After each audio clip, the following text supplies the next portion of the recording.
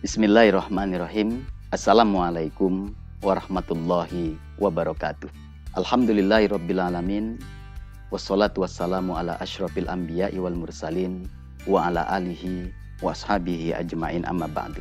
Pada kesempatan yang berbahagia kali ini, kita akan melanjutkan pembahasan di mata kuliah Islam Rahmatan lil Alamin. Kita akan membahas lebih dalam dan lebih komprehensif terkait tentang makna dan konsep Islam Rahmatan lil Alamin. Pertama, saya akan menjelaskan kepada Anda semua, yaitu terkait tentang makna Islam. Sebagaimana saya ketahui, Islam merupakan berasal dari bahasa Arab. Asal katanya adalah aslama yuslimu islaman. Secara bahasa, Islam diartikan adalah tunduk ataupun pasrah. Maka kalau kita mengaku seseorang yang beragama Islam, mengklaim beragama Islam, maka kita harus tunduk ataupun pasrah kepada Allah Subhanahu wa Ta'ala. Ada dalil yang disebutkan di dalam Al-Quran terkait tentang kata Islam itu sendiri. Salah satunya tertulis di dalam surat As-Saffat ayat 103 sebagaimana Allah berfirman, A'udzubillahi minasyaitonirrajim. Bismillahirrahmanirrahim. Falamma aslama wattalahu lil jabini wa nadainahu ayya Ibrahim. Yang artinya, tak kala keduanya telah berpasrah diri dan Ibrahim membaringkan anaknya atas pelipisnya, nyatalah kesabaran keduanya dan kami panggil dia, hai Ibrahim. Ayat ini menyebutkan ada kata Islam, aslama, yang dimaknai adalah dua orang yang saling berpasrah. Yang dimaksud dengan berpasrah di sini adalah dia tidak sekedar merelakan jiwa raganya kepada Allah Subhanahu wa Ta'ala, tapi juga dia melakukan apa yang diperintahkan oleh Allah. Sebagaimana Allah memerintahkan kepada Nabi Ibrahim alaihissalam dalam mimpinya untuk menyembelih kepada putranya yang bernama Ismail, maka mereka berdua berpasrah diri sesuai dengan maknanya, yaitu Islam. Di antara istilah ataupun terminologi Islam selain yang berasal dari kata aslama ataupun yuslimu islaman, Islam juga dikenal dengan istilah salamun. Sebagaimana Allah katakan di akhir penghujung surat Al-Qadar, disebutlah kata-kata Islam yang redaksinya menjadi salamun. Allah berfirman, Bismillahirrahmanirrahim, salamun hiya hatta matla'il fajar. Artinya, apa yang dimaksud dengan salam? Salam itu artinya adalah kesejahteraan. Bagi mereka diberikan oleh Allah Subhanahu wa Ta'ala, yaitu berupa keistimewaan malam Lailatul Qadar. Bagi mereka yang mendapat keistimewaan tersebut, maka dia akan menjadi kategori manusia yang senantiasa mendapat kesejahteraan sejak malam tersebut sampai akhir hayatnya. Salamun juga bisa diartikan dengan keselamatan. Salah satu firman Allah yang menyebutkan kata salamun yang berarti keselamatan adalah itu tertulis di dalam surat Maryam. Allah katakan Bismillahirrahmanirrahim, qala salamun alaika sa'astaghfiruka laka rabbi innahu kana bi khafiyah. Yang artinya, semoga keselamatan dilimpahkan kepadamu, aku akan meminta ampun bagimu kepada Tuhanku, sesungguhnya dia sangat baik kepadaku. Ini di antara makna Islam, selain artinya adalah pasrah kepada Allah Subhanahu wa Ta'ala, tunduk kepada Allah, dia bisa diartikan kesejahteraan. Islam juga bisa diartikan keselamatan. Teman-teman sekalian, ternyata makna Islam pun tidak hanya sekedar itu. Dia bisa berubah menjadi kata, dari kata Islam bisa menjadi kata istislam. Dan istislam ini juga tertulis di dalam Al-Quran. Anda bisa mengecek di dalam surat As-Saffat ayat 26. Di situ disebutkan kata istislam yang artinya adalah menyerah diri. Allah katakan balhumul yauma mustaslimun. Selain kata istislam, ada juga kata yang lain, yaitu adalah salim. Apa yang dimaksud dengan salim? Salim itu juga berasal dari kata Islam.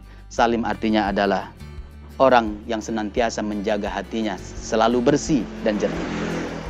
Allah katakan di dalam surat As-Su'ara ayat 88, Allah berfirman, yauma la yanfa' mal wala banun illa man atallahu biqalbin salim.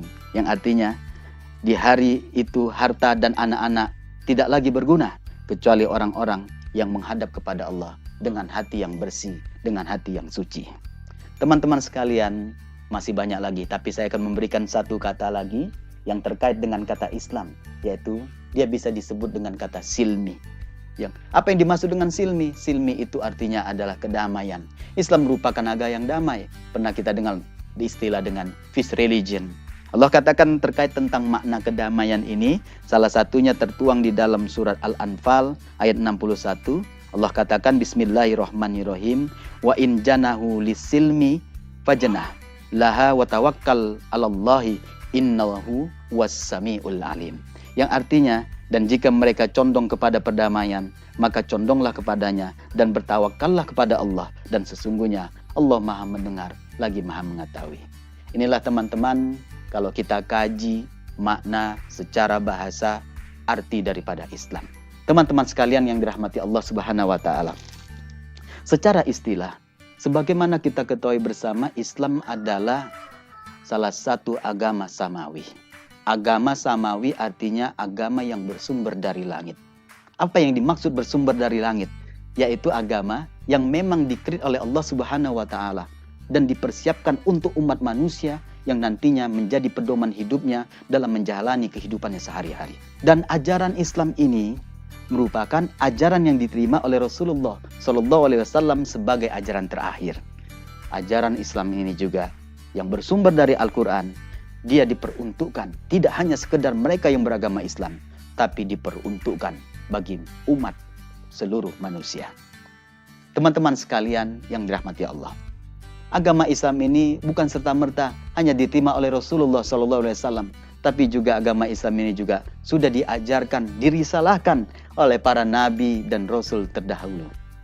Oleh karenanya, perlu kita tegaskan kepada teman-teman sekalian, agama Islam merupakan agama memang yang diwahyukan oleh Allah Subhanahu wa taala dan dirisalahkan kepada para nabi, dan nabi yang terakhir yang menerima ajaran ini adalah junjungan kita baginda Muhammad sallallahu alaihi wasallam.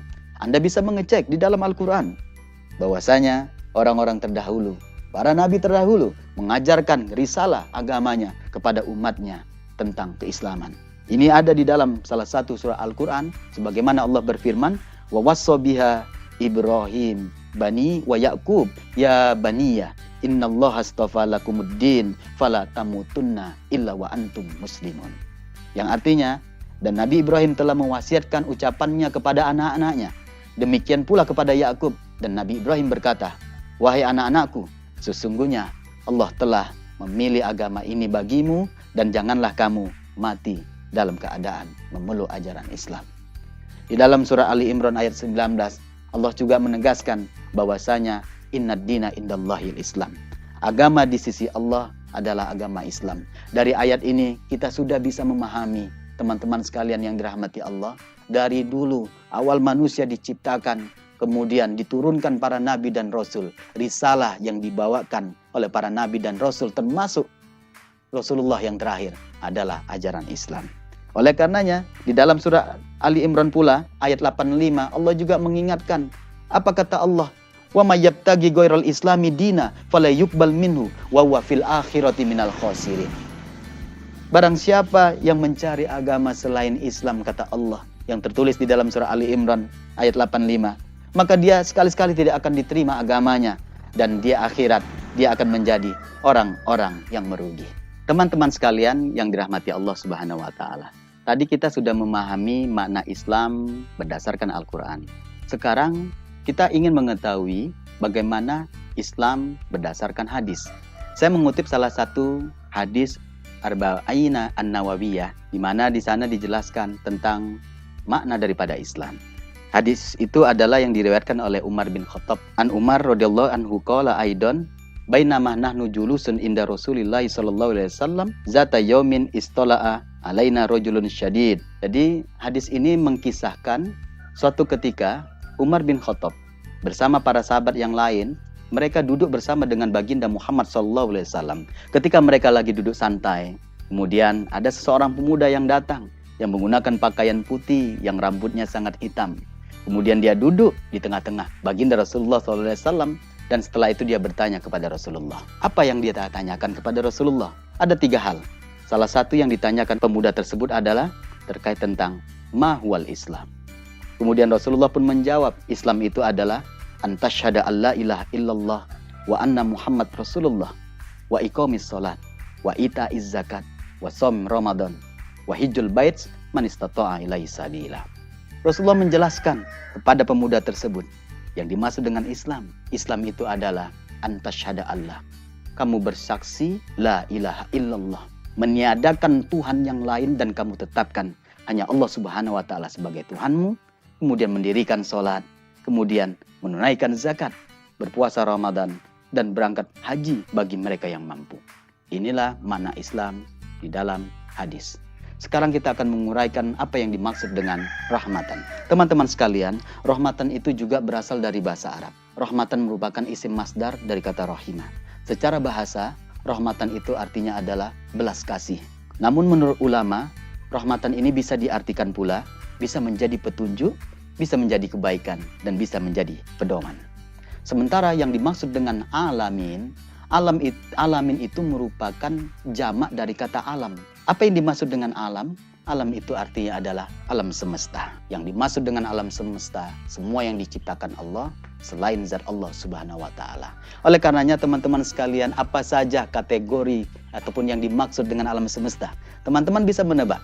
Apakah planet? Apakah bumi? Apakah langit? Tapi sependek pembacaan saya, alam semesta diantaranya adalah 7 lapis bumi. Kemudian ada 7 lapis langit. Kemudian ada Sidratul Muntaha. Kemudian ada Arsy. Kemudian ada kursi. Kemudian ada Lauhul Mahfuz. Kemudian ada kolam. Ini merupakan kategori alam semesta. Teman-teman sekalian, sekarang kita maknakan secara keseluruhan. Oleh karenanya, kalau misalnya kita berbicara tentang Islam rahmatan lil alamin, memang tidak ada ayat ataupun teks yang langsung yang menyebutkan Islam rahmatan lil alamin.